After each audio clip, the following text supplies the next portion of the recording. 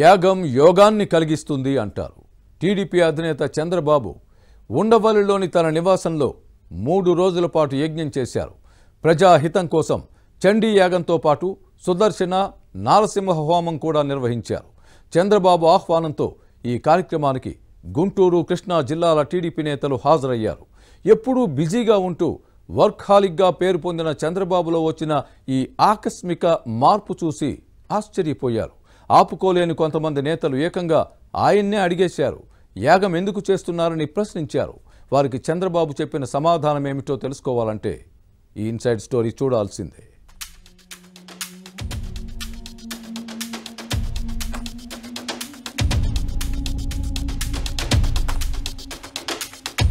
TDP అధినేత మాజీ ముఖ్యమంత్రి చంద్రబాబు ఎప్పుడూ ప్రజాహితం గురించే ఆలోచిస్తారు. ఏ కార్యక్రమాన్నైనా జనహితం కోసమే చేస్తారు. యజ్ఞ యాగాలు, ఆధ్యాత్మిక క్రతువుల్లోనైనా ప్రజలు సుభిక్షంగా ఉండాలని కోరుకుంటారు. ఏ దేవుణ్ణి దర్శించుకున్నా రాష్ట్రం అభివృద్ధి చెందాలని, జనం సుఖశాంతులతో జీవించాలని వేడుకుంటారు.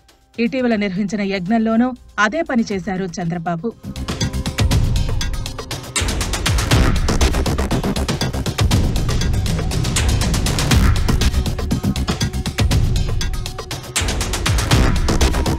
ముఖ్యమంత్రిగా చంద్రబాబు అభివృద్ధి సంక్షేమ పథకాలను అమలు చేశారు. స్కిల్ డెవలప్మెంట్ కార్పొరేషన్ అక్రమ కేసులో అరెస్టై జైలుకెళ్లి వచ్చిన తర్వాత ఆయనలో బాగా మార్పు కనిపిస్తోంది. పార్టీ నేతలు, కార్యకర్తలతో ఎక్కువగా మమేకం అవుతున్నారు. పైగా కొంతమందిని పిలిపించి మరీ మాట్లాడుతున్నారు. చంద్రబాబు తన సతీమణి భువనేశ్వరితో కలిసి 3 రోజుల పాటు ఉండవల్లిలోని తన నివాసంలో చండీ యాగంతో పాటు సుదర్శన నారసింహ హోమం చేశారు. ప్రతిరోజు గుంటూరు, కృష్ణా జిల్లాలకు చెందిన నేతలను ఆహ్వానించడంతో వారంతా కుటుంబ సమేతంగా హాజరయ్యారు. చివరి రోజు పూర్ణాహుతి సందర్భంగా చంద్రబాబు దంపతులు అందరికీ బట్టలు పెట్టి సంప్రదాయ భోజనం వడ్డించారు. హోమగుండం దగ్గరకు పిలిచి వేద పండితులతో ఆశీర్వచనం ఇప్పించారు.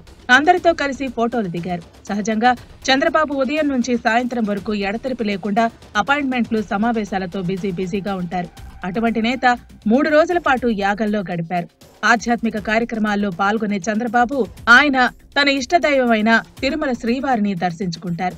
పూజ చేయకుండా ఇతర కార్యక్రమాల్లో పాల్గొనరు.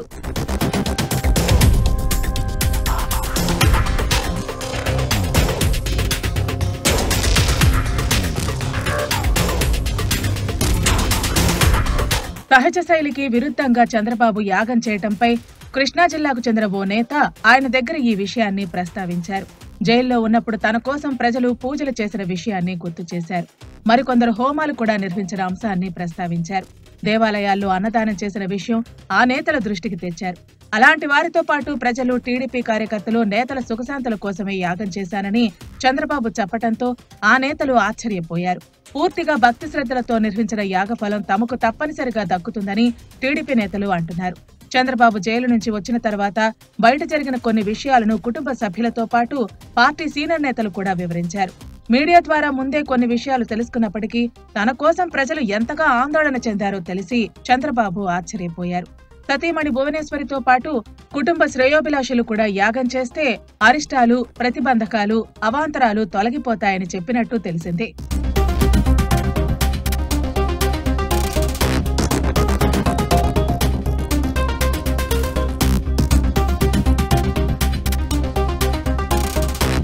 టీడీపీ నేతల కుటుంబ సభ్యులతో చంద్రబాబు వ్యక్తిగతంగా మాట్లాడారు. పిల్లల యోగక్షేమాలు అడిగి తెలుసుకున్నారు. కుటుంబ స్థితిగతులపై ఆరా తీశారు. చివరకు చంద్రబాబు సతీమణి భువనేశ్వరి కూడా కొంతమంది నేతలను ఆప్యాయంగా పలకరించడమే కాకుండా వివరాలు అడిగి తెలుసుకున్నారు. మొత్తానికి 3 రోజుల యాగం చంద్రబాబులో వచ్చిన మార్పును దగ్గరగా ఉన్న నేతలు గమనించారు.